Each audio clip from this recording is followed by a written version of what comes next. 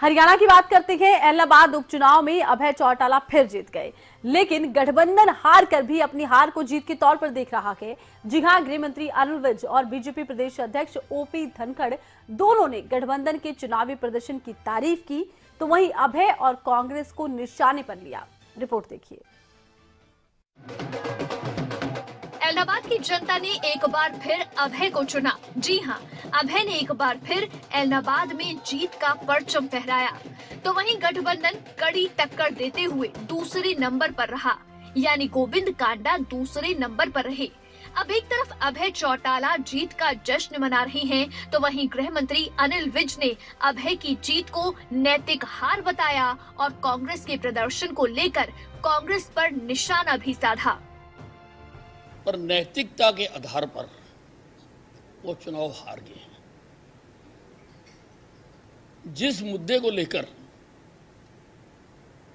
उन्होंने त्याग पत्र दिया और दोबारा चुनाव लड़ा,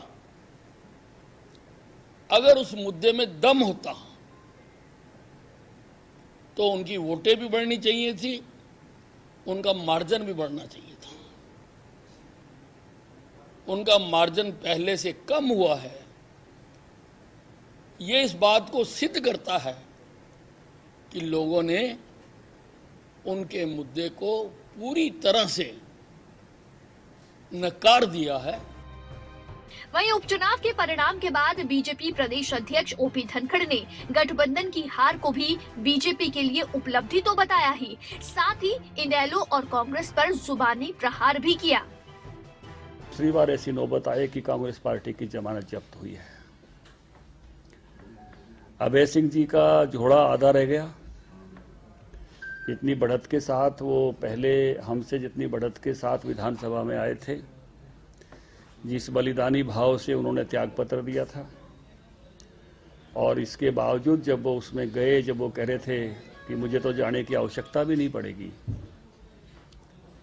घर बैठे मैं ये चुनाव में विजयी होऊंगा, उसमें अनेक प्रकार की शक्तियां उस चुनाव में आपको देखा लगी।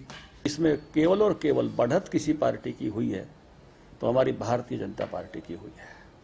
चाहे वो वोटों की संख्या के रूप में है, चाहे वो परसेंटेज के रूप में है, लगभग 10% वोट हमारे बढ़े हैं। और मैं ये मानता हूं कि सबसे अधिक चुनौती भी हमारे लिए थी। जाहिर है एलनाबाद के परिणाम के बाद इनेलो के खेमे में खुशी है। अभय दावा कर रहे हैं कि उनके खिलाफ सभी विरोधी एकजुट थे, इसके बावजूद भी वो जीते। वहीं गठबंधन किसान आंदोलन के बावजूद भी बेहतरीन उपचुनाव लड़ने और अभय को कड़ी चुनौती देने पर खुश है। लेकिन उपचुनाव का परिणाम ये कहता है कि कांग्रेस को वाकई अपने प्रदर्शन पर मंथन और विश्लेषण की दरकार है। गुरुग्राम से करण जयसिंह के साथ चंडीगढ़ से जितेंद्र चौधरी, खबरें अभी तक।